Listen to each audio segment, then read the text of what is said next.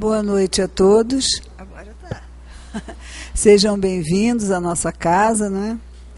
Para mais uma noite de estudos, que possamos, né, estar harmonizados aí para poder fazer bom uso das palavras aí que serão ministradas do estudo da noite, né? Então vamos começar com a nossa prece e a seguir a nossa irmã Terezinha vai falar sobre o tema esperança. Deus querido Pai, Jesus amigo e mestre, muito te agradecemos a oportunidade de aqui estarmos essa noite, que possamos nos manter harmonizados, abertos aos aprendizados e aos estudos, às palavras que nos serão ministradas nessa noite, e que possamos tirar o melhor proveito deste momento tão valioso. Que a gente deixe, que possamos nos desligar de tudo que está lá fora e nos concentrar aqui, neste momento, na nossa reunião. Que ela possa transcorrer em paz, em harmonia, graças a Deus, e que assim seja. Com vocês, Terezinha. Boa noite a todos. Hoje a gente vai ver, né, um pouquinho aqui, falar sobre a esperança. Ligado? Meu, tô. Tá não ligado, não? Tá. Bom, diante assim de tudo que tem acontecido, né, que a gente tem presenciado, vivenciado, ouvido, discutido, enfim, eu percebi, assim, tenho percebido nos últimos dias, né, uma desesperança, um descrédito, né, no futuro e descrédito nas pessoas, e eu achei que seria conveniente falar um pouco da esperança. Porque eu acho que é esse sentimento que nos move, nos faz acreditar em dias melhores, que nos faz lutar para sermos melhores, né? E eu sinto, assim, em geral, uma grande desesperança nas pessoas, em torno, né, em geral, em consequência de tudo que vem acontecendo. E eu creio que essa ilustração represente bem a metáfora da esperança, né? Porque a gente observa que é um terreno árido, né?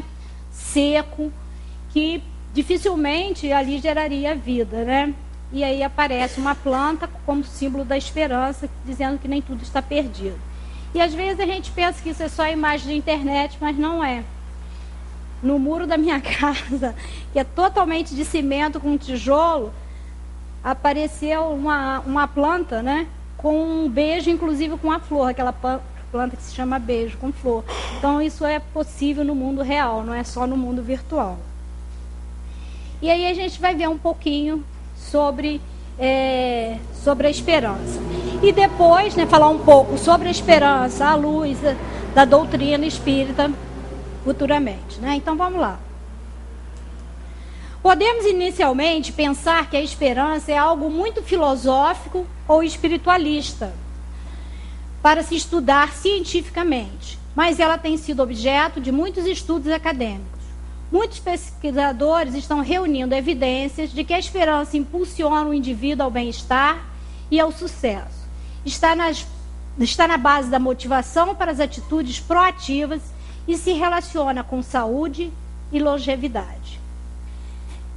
Eu antes, né, de organizar a palestra, de pegar a luz da doutrina espírita, eu fui recorrer a alguns artigos científicos, principalmente de médicos e de psicólogos e psiquiatras, que lidam, né, com pacientes com doenças graves, muitos em estado terminal, como câncer, HIV, etc. Então, desde 1950, esses estudiosos já vêm tentando, né, investindo nessa área do conhecimento para saber o que é esperança, como age nesses indivíduos. E aí são muitos os estudos, principalmente fora do país, a respeito disso, né? Então eles fazem testes com as pessoas, né, que são submetidas ao mesmo tipo de tratamento, ao mesmo tipo de doença, e que aquelas que demonstram esperança, demonstram um quadro de vontade de se curar, vontade de de viver mais, ou seja, refletem um quadro de esperança, eles têm um maior sucesso, tanto no medicamento, em fazer efeito, como também na possibilidade de cura. E também percebe-se que essa alegria, essa vontade e essa esperança faz com que muitos doentes, até que estariam em estado mais grave, viessem a obter a cura, enquanto outros que estavam às vezes em estado menos grave, o comprometimento físico era menor, mas pela desesperança, pela descredibilidade, eles acabaram por vir a falecer. Então, tem vários estudos a respeito disso, né? Eu salvei vários artigos, li, mas não vamos deter isso, porque, na verdade, o que mais nos interessa não são esses estudos, esses apenas como comprovação. Começaram em 1950 e na década de 1990 eles foram ganhando mais investimentos e hoje é um grande número de pessoas, principalmente na área médica, que fazem estudos a esse respeito e têm observado que tem adquirido muito sucesso com esses pacientes que demonstram um quadro esperançoso, mais esperançoso. Que não logo eu pratico esperança, né? Aí tem ali, esperança é assim, primeiro você coloca o pé, depois Deus coloca o chão, porque se o chão já tiver, aí não é esperança, né? Primeiro a gente tem que acreditar realmente, a gente coloca o pé, depois Deus vem e coloca o chão. Podemos dizer que a esperança é o que nos anima e estimula constantemente, nos faz seguir em frente e acreditar na realização de metas desejadas. Ela impulsiona nosso ser para andar e romper horizontes. Então, é como se fosse uma alavanca, né? Se a gente não acredita em nós mesmos, em Deus, no futuro, a gente não consegue realizar praticamente nada. Primeiramente, a gente tem que acreditar em nós mesmos, que somos capazes, né, de vencer as nossas limitações, as nossas dificuldades, vencer a nós mesmos. Acreditar em Deus, que tudo pode, né, nos conceder, desde que a gente se esforce para tal. A esperança é encontrada nas crenças, ou seja, nas religiões, pensamentos e comportamentos. Ela não depende de rendimentos financeiros, nem depende do QI, ou seja, do quociente inteligente. É um sentimento que não depende da sua condição financeira, se rico ou pobre. Às vezes, né, o pobre até tem mais esperança do que o rico, porque às vezes o rico já tem tantas certezas, pelo menos no mundo material, e no mundo material, aquele que está destinado à pobreza sempre, né, que está vivendo num clima de pobreza, sempre tem aquela esperança de dias melhores. Então, não está condicionada. Também o rico pode ter como o pobre. E nem o quociente de inteligência. Ou seja, você pode ter muito conhecimento, pouco conhecimento. A esperança é um dom que independe dessas condições. Então, esperança é a paciência com a lâmpada acesa, né? É porque é uma coisa que temos que ir aos poucos conquistando, e esperança é uma coisa que vai no futuro, não é uma coisa para agora. Esperança não é atualidade, esperança é para o futuro. Sim, mas para que esse futuro aconteça, logicamente, nós temos que começar a nos movimentar no presente, né? A esperança atua nos campos emocional, comportamental e espiritual. Emocional, produz um sentimento de consolo, tranquilidade e segurança, né? Porque se você não tem esperança, você desespera. E emocionalmente você se desequilibra. Comportamental, influi positivamente nas relações interpessoais, gerando um diálogo mais espontâneo, sincero, aberto. Ou seja, quando você tem esperança, você confia automaticamente, as suas relações interpessoais entre as pessoas, elas são mais frutíferas, elas são mais sinceras, elas são mais abertas, porque você acredita, né? A esperança é acreditar. E a espiritual? A esperança é a expressão de fé na vida, do entendimento de um objetivo transcendente da existência e confiança na justiça superior, ou seja, na justiça divina. Então, ela abarca os 3 campos: emocional, comportamental e espiritual. Esperança raciocinada. Aí aqui agora nós vamos começar a fazer o link dessa esperança com, desse sentimento de esperança, com a doutrina espírita.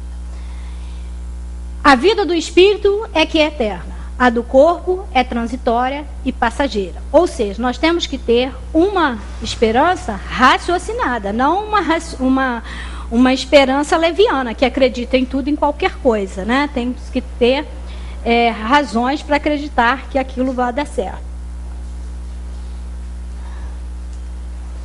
A quarta parte do Livro dos Espíritos, o capítulo 1, nos fala das esperanças e consolações, onde se entende a verdadeira justiça divina, baseada no amor e na misericórdia de Deus.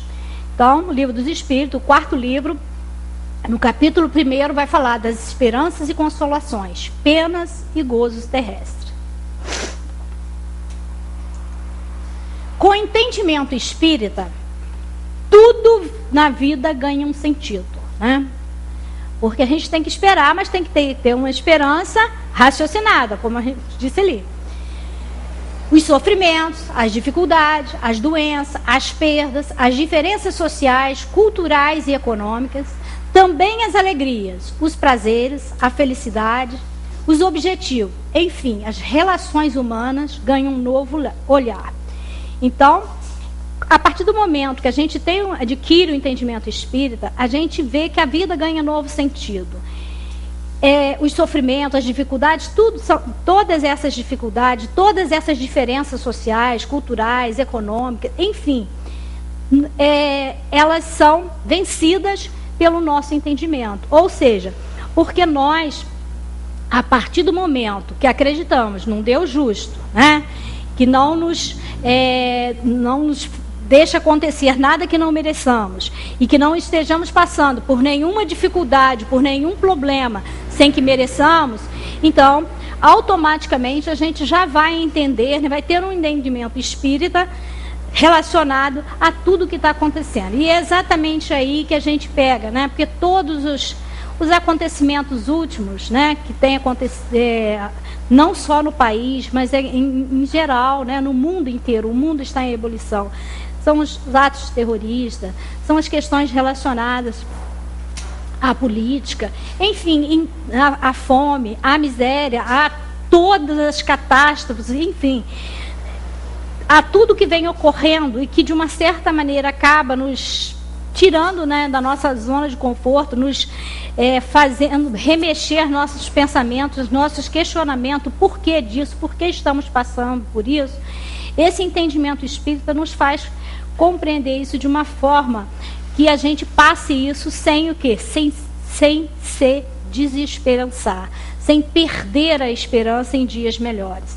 Sabemos que tudo que está acontecendo não está acontecendo por acaso, que está acontecendo porque tem de acontecer e é necessário acontecer e, portanto, esse caos aparentemente que existe, que a gente muitas vezes não consegue compreender, é exatamente para as coisas se acomodarem. A gente vê muito isso em várias circunstâncias, que o caos se estabelece e logo em seguida volta, as coisas se acomodam e é dessa forma que acontece. O Einstein já escreveu sobre isso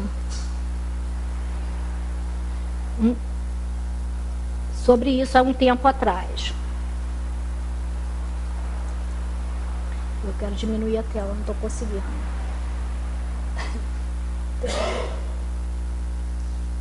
Bom, depois eu passo o pensamento, que eu tô muito nervosa porque eu quase não estou conseguindo falar, que minha garganta está em pandarecos. E aí eu estava nervosa de eu não conseguir nem falar, mas graças a Deus eu ainda estou conseguindo falar. Aí depois eu vou mostrar para vocês o pensamento do Einstein, que foi escrito em um livro em 1935, e ele já demonstra não enquanto religioso, mas enquanto cientista, a necessidade das crises, a necessidade do caos para que as coisas se restabeleçam. A reencarnação, junto com a lei de causa e efeito e a lei de evolução, explicam racionalmente a justiça divina. Ninguém é privilegiado ou prejudicado por Deus. Essa consciência de que a gente não é prejudicado, nem é privilegiado, né? Que a gente não vai receber nada além do que a gente merece e nem vai deixar de receber porque a gente não merece, não é dessa forma. Nós não temos privilégios e nem somos prejudicados. Nós conquistamos a nossa evolução, nós conquistamos os nossos valores, isso de acordo com os nossos esforços, claro, que com a ajuda dos bons espíritos, com a ajuda de Deus, mas necessariamente não seremos privilegiados e nem prejudicados por Deus ou por qualquer coisa que seja, por qualquer espírito que seja, por qualquer pessoa que seja, se a gente não merecer, né? Porque senão Deus seria injusto. Se alguém nos fizer uma coisa, né, que nos faça sofrer, que nos faça... na verdade, quem se faz sofrer somos nós, né? Porque o outro, quando faz, de repente, nem tem a intenção de fazer-nos sofrer. Quem sofre, quem se melindra, somos nós, né? Mas se a gente sofre por alguma razão, por feito de alguma coisa, na verdade, nós estamos merecendo passar por aquilo, porque senão Deus seria injusto em permitir que nós passássemos por situações difíceis, constrangedoras, se nós não a merecêssemos. Então, somos seres autoconstrutores, ou seja, construímos nós mesmos a nossa evolução, o nosso percurso, o nosso caminho. E herdeiro das nossas próprias ações, ou seja, herdamos, né, vamos receber amanhã os reflexos das nossas ações atuais. Fadados à evolução, somos condenados à evolução, né? Não adianta a gente querer se livrar. Se hoje a gente insiste em permanecer e não querer evoluir, em ficar estagnado, mas em algum momento a gente vai ter que evoluir, a gente vai ter que mudar, a gente vai ter que se aprimorar, seja pelo amor ou pela dor. A gente vai ter que se esmerar para chegar à perfeição. Logicamente, a perfeição relativa, né? Porque a perfeição total só a Deus pertence. Sujeito às leis sábias e justas, né? Então, nós somos autoconstrutores, né, da nossa evolução, do nosso percurso, herdeiro das nossas próprias ações. Portanto, se tivermos ações positivas, as reações serão positivas, né? E se for negativa, logicamente, receberemos as ações, reflexos dessas ações de forma negativa. Fadados à evolução, né? Não vamos ficar parados como estamos, já fomos pior do que somos e com certeza seremos melhores do que somos. E sujeito às leis sábias e justas de Deus. O que sou hoje é resultado das minhas ações no passado. E o que serei amanhã será resultado do que faço hoje. Isto nos faz crer no grande potencial existente dentro de nós, capaz de superar qualquer adversidade, que nada mais é do que uma das formas de resgate e aprendizado do método educacional divino. Aquilo que nós passamos, né, seja ele de dificuldade, seja de dor, seja de sofrimento, é aprendizado, né? Todos esses incômodos, né, esses infortúnios que nos abate, serve como um método educacional divino para que a gente possa melhorar, para que a gente possa crescer e evoluir. Em O Evangelho segundo o Espiritismo, capítulo 19, encontramos que a esperança, assim como a caridade, são resultantes da fé. Fé quer dizer fidelidade, confiança. Mas somente a fé raciocinada é inabalável, pois está embasada na razão e não em fantasias, desejos ou dogmas, né? Então, a fé raciocinada, realmente ela nos leva, né, a a ter esperança. Mas porque ela está embasada em quê? Não em fantasias. Ela está embasada de forma científica, filosófica, né? E também de forma, filosófica. Porque são os 3 pilares da doutrina espírita, que nos faz ter uma fé raciocinada, inabalável, porque ela pode, né, em qualquer época da humanidade, ela pode ser provada, né? Então, não é uma coisa agora e daqui a pouco outra, né? Então, essa é a fé inabalável, aquela que nos sustenta sempre, porque as razões com as quais ela lida são permanentes, não são transitórias, não é uma coisa hoje e amanhã outra. Então, não é baseada em fantasia, em mitos, em dogmas, em nada disso.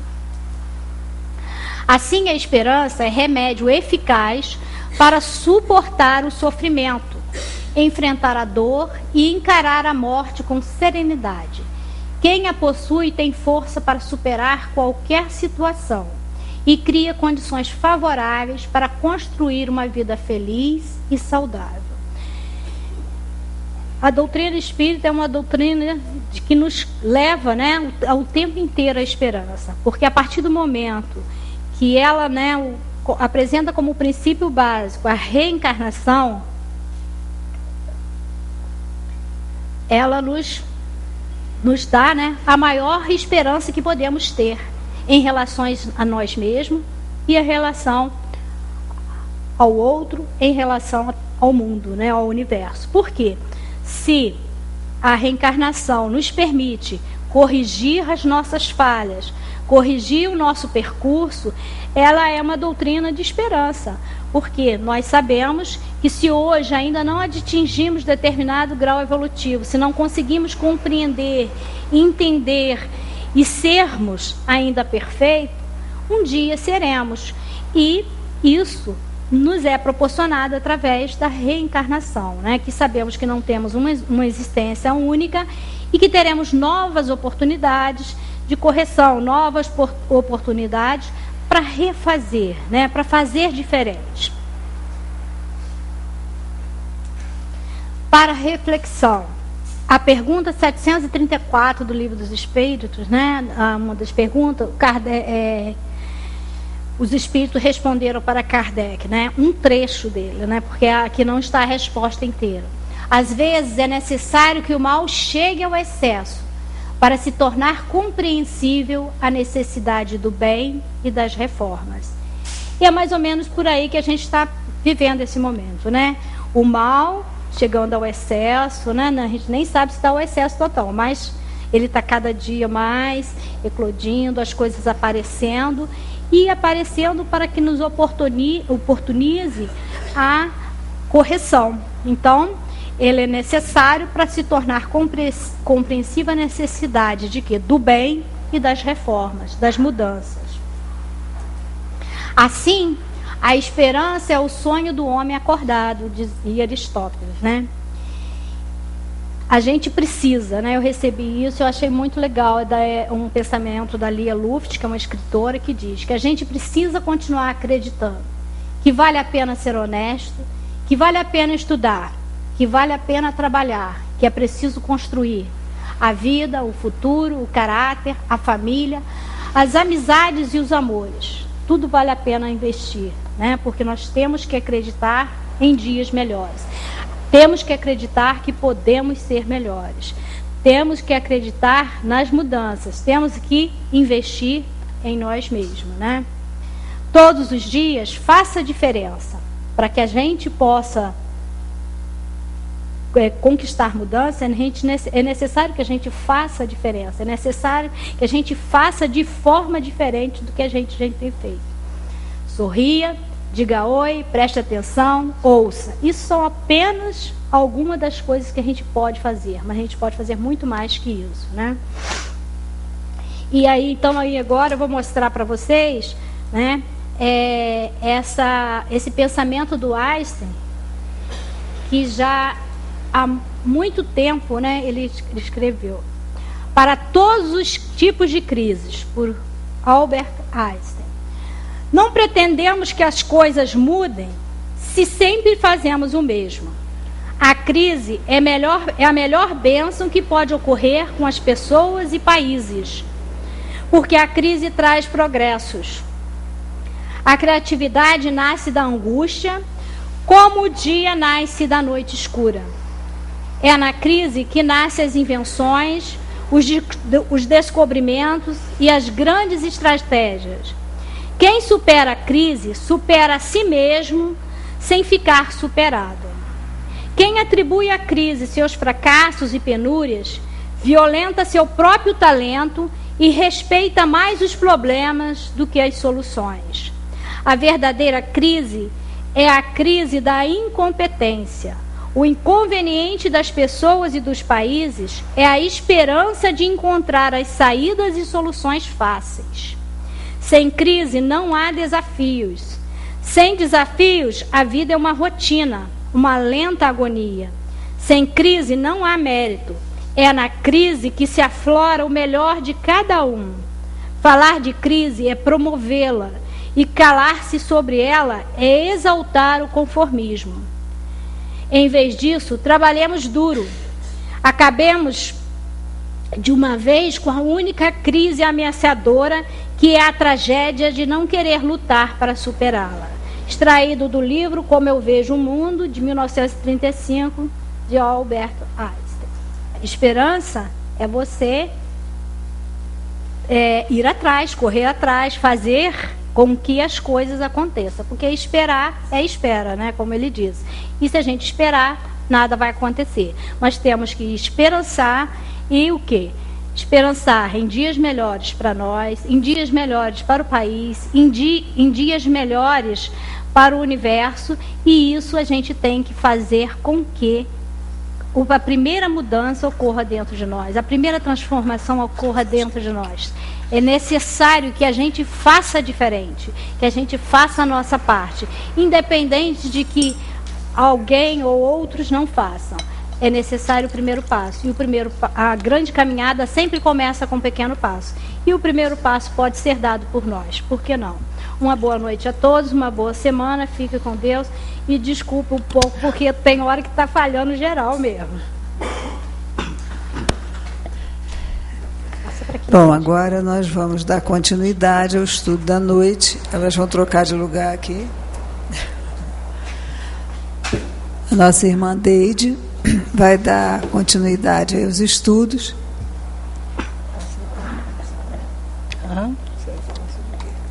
Pode ser no final? Qualidade dos fluidos. Ela vai falar sobre os fluidos, né? Vamos ver aí o que ela tem para nos ensinar. Uma boa noite. Então, o tema da Terezinha, de esperança. Obrigada por trazer esse tema.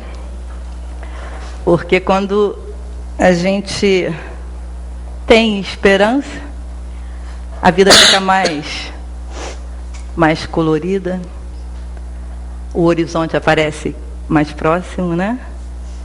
E nós precisamos muito dela para que evitemos desesperançar, inclusive, pessoas que estão em nosso convívio, no nosso redor.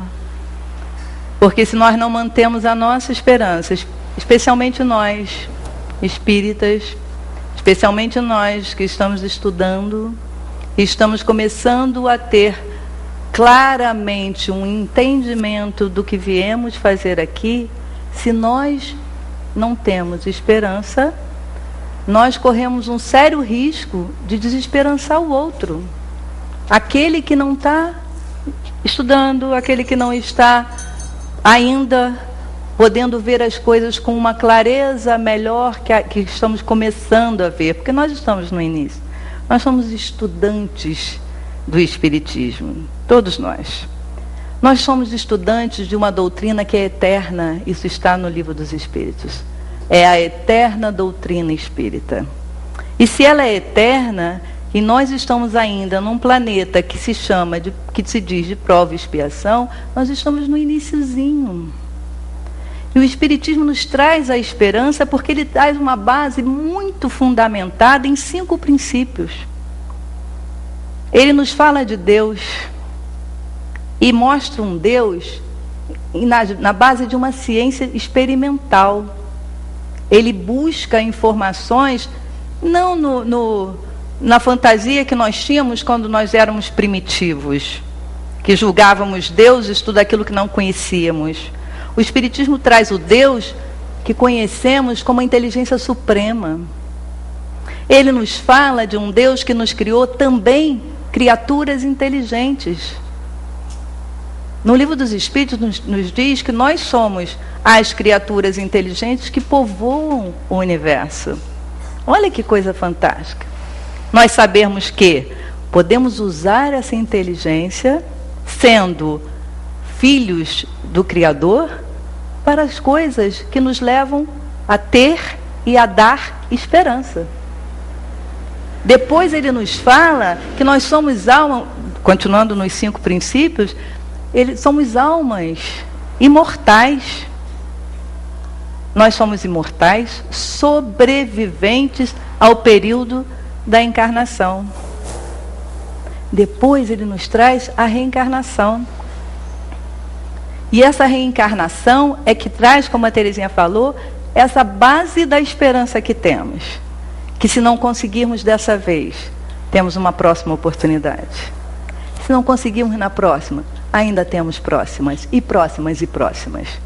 E vamos construindo não só a esperança de esperançar, nós vamos construindo a solidez dos atos que são da nossa responsabilidade, de andar por essa terra, fazendo o que ela nos trouxe ali, praticando o bem, exercitando aquilo que nós podemos exercitar, no bem e na caridade. Aí, no 4º princípio, ele vai falar dos mundos habitados, que aí nos tira também desse minúsculo mundo, nessa minúscula condição de seres que estão no chão, que estão ainda pela lei da física, mantidos aqui. Ele nos fala que nós podemos ir muito, muito adiante, muito. Habitar mundos que nem imaginamos. Galgar posições espirituais, mentais, que não podemos ainda entender, mas que podemos vislumbrar. E no 5º princípio, que ele vai falar da nossa inter-relação com essas almas. E quando a gente fala essas almas, parece que são as almas dos outros, né? Mas são as nossas, somos nós, almas, que estamos aqui agora e que nos comunicamos, falamos uns com os outros, mas também, através da ciência espírita, da ciência experimental, sabemos que podemos falar com aqueles que já se foram, com aqueles que já passaram por aqui, que já galgaram outros patamares. São espíritos superiores, mas também podemos falar com aqueles que não são superiores. E podemos aproveitar deles as experiências que eles tiveram. Isso através da ciência experimental espírita. E como ela falou, que tem esses 3 pilares. Nós somos ciência, por conta da experiência, nós somos filosofia. A esperança vem dessas respostas que nós tivemos através da codificação, das respostas mais fundamentais do ser humano. De onde viemos? O que estamos fazendo aqui? Para onde vamos? E onde entra a esperança de saber que podemos ir para mundos melhores? O Espiritismo nos dá. Quando ele nos responsabiliza pelas nossas próprias ações, ele diz, faça, sabendo que esse é o seu plantio e esta é a sua colheita. Essa responsabilidade é nossa. E é o Espiritismo quem nos dá ela com maior solidez. Ele diz e prova. E na hora da religiosidade, ele nos liga e religa com o Criador. Então, a ciência, a filosofia e a religião espírita nos dá essa base. E nós saímos de casa neste domingo, que não está frio, eu estou feliz da vida, muito feliz, é mais uma hora de agradecimento a esse Deus que hoje não fez aquele frio todo. E viemos aqui para isso, para ter esperança. Eu ainda não dei título à minha fala, mas ela também pode ser esperança. Sempre será uma fala de esperança quando a gente vem falar de espiritismo. E acreditem, na semana que vem, nas próximas, vocês virão aqui, ouvirão alguém aqui falando de esperança. Porque o espiritismo tem que falar de esperança. Porque senão ele não é aquilo que nos vai alavancar para um mundo melhor. Ele precisa falar de esperança. Ele precisa nos dizer que tudo isso que acontece, que tudo isso que está aí fora e que está aqui dentro, que somos nós somos uma humanidade só na Terra, tudo isso faz parte da nossa caminhada. Não houve nenhum tempo de paz na Terra. Não há na história nenhum conto, a não ser os de fadas, de que dizem, nessa época a humanidade acordava e ia dormir feliz. Era um mundo feliz. Nunca houve na Terra. Por quê? Porque é exatamente por isso que estamos aqui ainda. E aqueles de nós que já ouviu, e que já entendeu, e que já praticou, já não está mais aqui. Ele já saiu. A ele sim, esse espírito que já passou por isso, que já foi, ele já saiu dessa condição que nós estamos ainda, de precisar entender e aplicar a esperança nos nossos dias, o estudo, o entendimento do que se faz com as nossas crises. No nosso mundo, nosso pequeno mundo familiar, relacional com vizinhança, de trabalho, nós sabemos que nós não temos uma vida linear. E isso é o reflexo do que temos no nosso planeta, né? A gente tem aqueles momentos de família que são excepcionalmente bons, que a gente queria gravar, e muitas vezes até botamos num quadro, numa moldura, e gravamos lá, para que sempre lembremos que nós temos momentos excelentes na família, mas temos aquele que nós queremos rasgar a foto. Pelo menos tirar alguém dali daquela foto. Né? Porque é assim. É esse o nosso mundo ainda, agora, e necessário que passemos. Então, quando nós sabemos, ouvimos dizer, como a Terezinha começou a fala dela dizendo que a gente ouve que as pessoas estão desesperançadas, nós precisamos levar a elas a nossa esperança. E isso precisa ser através de um exercício muito intenso, interior, individual, conosco primeiro. Para isso precisamos limpar os nossos pensamentos. Para isso precisamos exercitar o nosso primeiro momento do dia. Eu hoje acordo, agradeço, faço a minha oração de agradecimento pela noite, agradeço pelo dia que virá com todas as suas mazelas ou não, as suas alegrias ou não, mas eu preciso entender que eu farei desse dia o que ele puder ser de melhor ou de pior, porque sou eu responsável por tudo aquilo que vai me acontecer. Se eu ligo o rádio ou não ligo o rádio, se eu ligo a televisão ou não ligo a televisão, nada disso poderá me influenciar naquilo que eu determinei para o meu dia. Eu decido o que vai ser o meu dia. Isso os grandes pensadores já disseram, os grandes filósofos já disseram. E a gente precisa também parar de só botar frase bonita em Facebook, em WhatsApp, tudo isso, porque a gente precisa ter isso muito, muito certo aqui dentro. É isso que faz da nossa vida melhor. É isso que vai mudar a situação toda que está aí. Porque sou eu. Sou eu quando entro em algum lugar, em algum comércio, em algum grupo de pessoas que estão falando, quando eu vou comprar o pão, quando eu vou comprar o alface, sou eu quem determina como vai ser o meu dia, independente de quem está me atendendo, se atendeu bem ou mal, se não me deu bom dia, se não respondeu o meu bom dia. E sou eu também quem posso determinar se vou estragar o dia daquela pessoa, se ela não tiver avisada para fazer o mesmo que eu estou fazendo. Bom, se eu digo ninguém estragará meu dia, essa pessoa também pode dizer, mas se ela não estiver nesse embalo, eu vou estragar o dia dela com o que eu levar para ela. Então nós determinamos o nosso dia, nós determinamos a nossa existência e nós determinamos as nossas encarnações, nós determinamos tudo isso. Porque Deus nos criou e disse, vai. Ele confia que nós possamos andar sozinhos. Por isso Ele nos deixa livres para fazer aquilo que nós queremos fazer, podemos fazer, acreditamos que podemos fazer.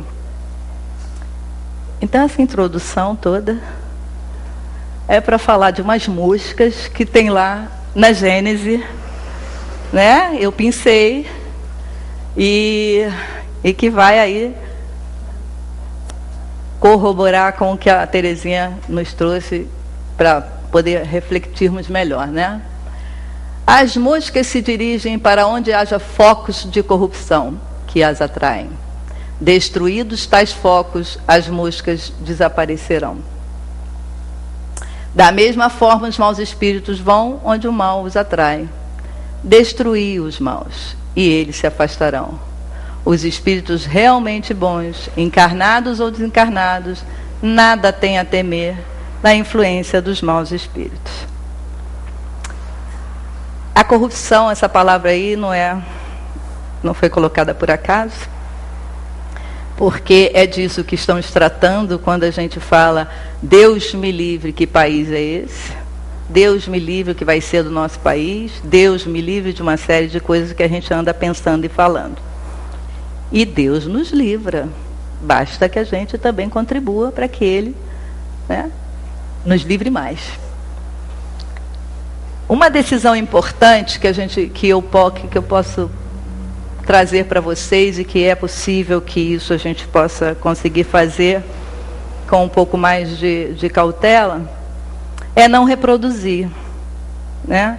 Eu acho que é um passo que a gente já pode dar de não reproduzir os ambientes que atraem as moscas. E agora nós estamos falando de ambientes no pensamento, nos fluidos em que nós estamos todos imersos. Nós estamos num universo onde o fluido universal nos liga a todos. Todos nós estamos ligados por um fluido. Isso é tão importante, e isso é tão magnífico, e às vezes é tão desconsiderado por nós, que a gente fala do nosso próximo, ora com desprezo, ora com indiferença, ora com raiva, ora com palavras agressivas, e não percebemos, ou pelo menos às vezes a gente não quer perceber, que isso atinge aquele de quem nós estamos falando. Ele pode estar a 1000 quilômetros de distância que vai atingi-lo.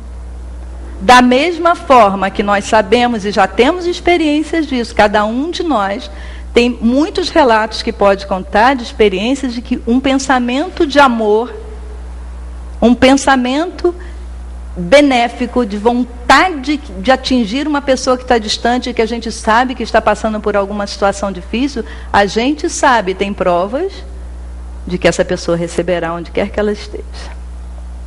O que a gente não faz é uma avaliação do contrário. Quando a gente usa um pensamento maléfico em relação a alguém, seja essa pessoa quem for, ela pode ser aquele político, né, que está tão evidente naturalmente nesse momento em que nós estamos imersos, todos nós também, nessa crise institucional, e que, como trouxe a Terezinha aqui, ela é uma crise que traz os benefícios da reforma, da nossa indignação. Em princípio, a indignação é algo que nos move a mudar uma situação. A nossa condição somente é que não fiquemos só na indignação. É preciso que daí a gente passe para uma digna ação. Porque nos indignarmos é fácil e é natural. Todos nós, todos nós que saímos das nossas casas para trabalhar, que saímos dos nossos lares, seja os dias frios, ou muito quentes, ou chuvosos, a gente sai para trabalhar, muitos de nós pegando várias conduções, vários transportes, e vemos mergulhados em algumas situações que não concordamos com elas. É muito natural que nos indignemos. O que acontece conosco, e que acontece agora, como nós estamos banhados em muitas mídias, em muitas informações, é que nós ficamos na indignação. E com a indignação, nós propagamos isso, nós passamos isso para frente e vamos enredando mais as pessoas que nos cercam. E vamos transbordando, fluidos de indignação. O que fazer? Não nos acomodar, como fala o Einstein, e transformar a indignação numa ação digna. Que um amigo nosso fala, digna ação, que é espetacular. É agir, é sair do pensamento e passar para a ação. E nós todos temos em nós o germe do conhecimento, do que fazer.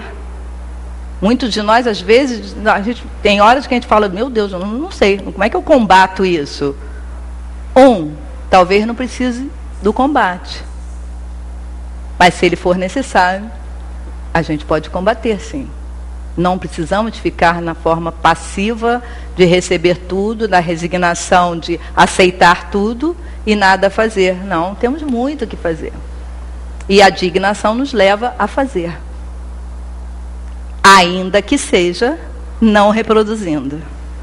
Ainda que seja ao recebermos uma informação que é muito ruim, que nos tira do sério, que nos tira do nosso eixo, contrapor com uma boa notícia. É uma ação, é uma digna ação. Então, levemos esperança a quem está desesperançado. Aquele que nos diz, não tem jeito. Essa humanidade não tem jeito, gente? Aí cai os ombros, os braços caem e fala, não tem mais jeito, a humanidade não está legal, como se não fôssemos todos a humanidade. E aí você leva a esperança. Não, tem. Olha, eu conheço, pelo menos, uma doutrina que fala de esperança. Racionalmente. E posso te mostrar. E aí a gente pode conversar, tirar o foco das moscas, e conversar sobre esperança. Porque esse termo corrupção é o de baixo. Ele é ação ou efeito de corromper, mas também ação, resultado de subornar uma ou várias pessoas em benefício próprio ou em nome de outras pessoas, que é o que a gente atualmente está vendo, como a Terezinha disse, não só no nosso país, como no mundo. A prática da corrupção estava no homem da caverna, quando arrastava a mulher que ele queria pelos cabelos. Isso é corromper a vontade de alguém. Suborno, alteração das propriedades originais de alguma coisa, corrupção de um livro, ação de decompor ou deteriorar, putrefação, corrupção das frutas, desvirtuamento de hábitos, devassidão de costumes. Devassidão. E tem muito mais sinônimos para corrupção. Existe uma monja que dá umas palestras muito interessantes, a monja Cohen. Ela diz que corrupção, a etimologia é corromper aquilo que vem do coração, é partir. Então, corrupção, parte o coração de alguém, abre, rui, são expressões que nós podemos dar a essa palavra inúmeras, mas é preciso que junto dela venha o combate a ela, que junto dela venha o que é o oposto à corrupção. Nós podemos fazer muitas oposições à corrupção, inclusive tratando bem do interior dessa fruta. Não atrair moscas para nós é manter nosso pensamento saudável. Não deixar que elas venham por causa da podridão dos nossos pensamentos. E mais, e quando eu vinha para cá, vinha pensando, a gente fala em mosca e a gente pensa só nas mosquinhas mesmo, lá que estão lá em cima do nosso pãozinho, das nossas bananinhas, das laranjas, mas muitas vezes nós podemos ser a mosca que levamos a corrupção para outros lugares, outros departamentos, outros locais, enfim. Isso está na Gênesis, quando ele vem falar nos tempos, na nova era, na nova geração. E aí, leiam. Usem isso bastante para as suas noites, para dormir depois de uma leitura dos novos tempos, da nova geração. Valéria que gosta do tema nova geração, né, Valéria? Porque ali ele vem trazendo toda a esperança do Espiritismo baseado no que nós recebemos como informação de espíritos superiores. E que traz que o número dos retardatários ainda é sem dúvida grande, mas o que podem eles contra a onda que sobe, essa onda que sobe, que é essa onda nossa, que é a onda de mudança do pensamento, de mudança daquilo que queremos, que podem eles, se não atirar-lhes algumas pedras. Quando nós mudarmos o nosso pensamento, tudo que estamos recebendo hoje, tudo aquilo que está nos indignando hoje, serão esparsas pedras atiradas, serão poucos.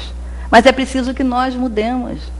É preciso que nós, que não estamos no mesmo passo que eles, que não estamos causando toda a dor que essas pessoas lamentavelmente estão causando, por ignorância estão causando. Merecedores de muitas preces, de muita compreensão e muita compaixão. Nossa, essas pessoas estão causando muita dor. E se nós mudarmos o nosso pensamento em relação a elas também, nós podemos mudar essa nova era, trazer essa nova era conosco, que somos nós, os jovens da nova era, somos nós a mudança que está estabelecida. E essa onda é a geração que se levanta, ao passo que eles somem com a geração que se retira a passos largos. Até então, porém, defenderão o terreno passo a passo. A gente não vê isso? Eles estão aferrados às coisas materiais. O que importa para eles é somente as riquezas materiais. E olha que triste. Olha para nós, para a nossa esperança de que nós sabemos que não precisamos mais nos aferrar às coisas materiais. Nós somos do mundo, temos os nossos gostos, temos os nossos desejos, mas não estamos aferrados às coisas materiais, porque já não somos mais ignorantes de que isso vai ficar aqui. Isso não basta para a gente. O que nós precisamos é mudar essa nossa esfera espiritual mesmo. Nós somos espíritos, nós vamos passar por aqui. E se eles soubessem, acham que estariam fazendo o que estão fazendo? Se eles de fato soubessem, se eles acreditassem mesmo que existe depois uma outra vida, um outro momento, eles estariam fazendo? Não estariam. Não estariam. Então, há, portanto, luta inevitável, mas desigual. E essa desigualdade é em relação a eles, tá? Nós estamos em maioria. Pois é, a do passado decrépito que cai em farrapos, contra o futuro jovem, que somos nós. Da estagnação contra o progresso, da criatura contra a vontade de Deus, pois são chegados os tempos marcados. A Gênesis, capítulo 18, número 26. Os tempos marcados são esses tempos. E em todas as nossas épocas, toda a nossa humanidade, os tempos foram marcados por um acontecimento. O nosso é esse, é de mudança de pensamento, é de mudança de atitude, é de mudança de escala. Queremos um mundo de regeneração, precisamos fazer com que ele chegue o mais rápido possível. Somos nós, somos os responsáveis. Os tempos chegados são esses. Precisamos disso. Precisamos da crise? Precisamos, porque é só através dela que a gente pode se inflamar para, né, resistir, para procurar ações diferenciadas.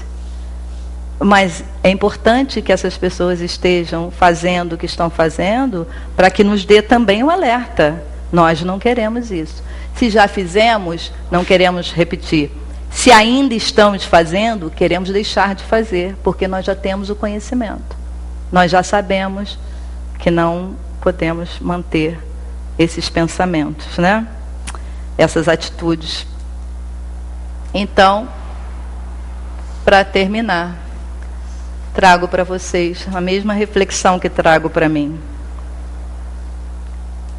Que energia estamos enviando para o universo? Somos nós os responsáveis. Nós podemos mudar aquilo que não gostamos, aquilo com o qual não concordamos. Nós podemos mudar o nosso entorno. Nós podemos levar esperança. Nós não temos o direito de desesperançar ninguém. Nós temos todo o direito e o dever de levar esperança. Boa noite, boa semana e muita esperança para todos nós.